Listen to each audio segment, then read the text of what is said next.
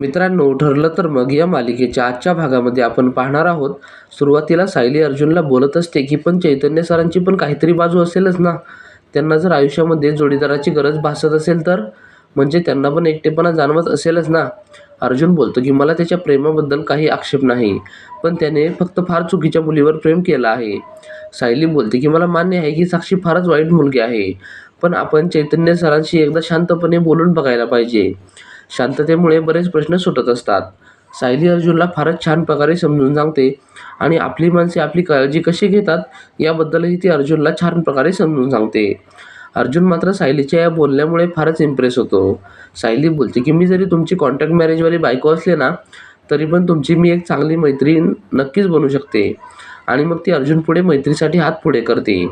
अर्जुन पण मग तिच्या हातामध्ये हात मिळवतो. अर्जुन बोलतो की मिस सायली, तुम्ही माझ्यासाठी फार काही करता. आणि मग सायलीमुळे अर्जुनला ही पण जाणीव होते की तो काल कल्पनाशी किती वाईट वागला.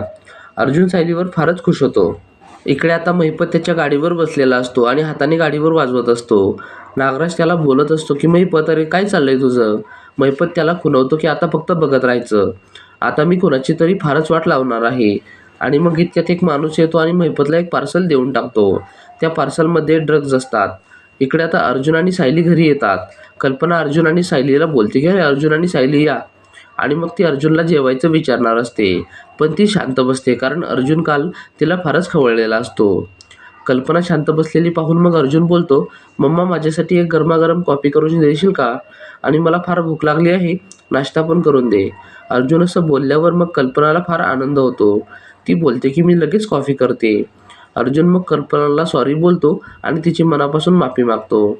कल्पना अर्जुनला बोलते की अरे आईचं काळीज असंच असतं.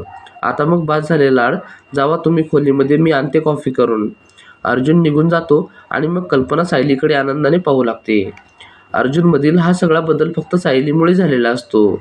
सायली पण आता मग कल्पनाला नाश्ता बनवायला मदत करणार असते. अर्जुन इकडे रूममध्ये आल्यावर सायलीला प्रपोज करायचं ठरवतो. तो मग त्याची संपूर्ण रूम सजवतो. सगळ्या रूममध्ये फुले वगैरे लावून तो रूम छान प्रकारे सजवतो. आणि मग सायलीला काय बोलायचं याची तो तयारी करू लागतो. इकडे महिपत आणि नागराज दोघेजण बसलेले असतात आणि मग महिपत एका फोनमध्ये नवीन सिम कार्ड टाकतो. नागराज बोलतो की महिपत, अरे तुझं काय चाललंय ना हे काही कळत नाही, पण तू कोणाची तरी फार वाजवणार आहे असं मला मात्र दिसतंय. महिपत बोलतो की आता फक्त तुम्ही बाल्कनीमध्ये बसून पिक्चर बघायचा. आणि मग महिपत पोलिसांना फोन लावतो. पोलिसांना फोन लावल्यावर तो बोलतो की अन्नपूर्णा फार्मास्युटिकलचा ट्रक 10 मिनिटांनी तुमच्या चेकपोस्टवर येणार आहे, त्यामध्ये ड्रग्ज आहेत. पोलिसांनी त्याला विचारल्यावर की तू कोण आहेस, तर मग तो सांगतो की मी तुमचा शुभचिंतक आहे. आणि मग तो फोन ठेवतो आणि त्या फोनमधील सिम कार्ड फेकून देतो. महिपतने प्रताप सुभेदार यांच्यावर टाकलेला डाव पाहून नागराज मात्र फारच आनंदी होतो. इकडे अर्जुन त्याच्या रूममध्ये सायलीला काय बोलायचं आहे याची तयारी करत असतो आणि इतक्यात सायली येते. अर्जुन मात्र सायलीला पाहून थोडासा घाबरतो. सायली बोलते की आज एवढी तयारी चालली आहे, काय भानगड आहे. अर्जुनला मात्र आता काय बोलावं काहीच कळत नाही. मग तो थोडंसं धाडस करून सायलीला बोलायचं ठरवतो. पण मग इकडे बाहेर पोलीस येतात. पोलीस विचारतात की सुभेदारांचं घर हेच आहे का. पोलीस आलेले पाहून सर्व घरची मंडळी फार हादरतात. अस्मिता बोलते की त्या सायलीने नक्कीच काहीतरी कांड केलं असणार. पण मग कल्पना लगेच अस्मिताला खवळते. पूर्णाजी बोलते की कल्पना, मला पण वाटतंय त्या मुलीचंच काहीतरी काम असणार आहे. ती मुलगी या घरात आल्यापासून ही सगळी पोलिसांची भानगड चालू झाली आहे. पूर्णाजीने मात्र सायलीला दोषी ठरवून टाकलेलं असतं. पण मग पोलीस बोलतात की ओ बाई, एवढं बोलण्या अगोदर थोडंसं समोरच्या माणसाचं ऐकून घ्यायला शिका. आता मग प्रताप बोलतात, तुम्ही कोणाशी बोलताय तुम्हाला कळतंय का. आता मग पोलिसांच्या मधील एक माणूस हा ड्रग्ज इन्स्पेक्टर असतो. तो बोलतो की आम्ही नार्कोटिक्स डिपार्टमेंटमधून आलो आहे.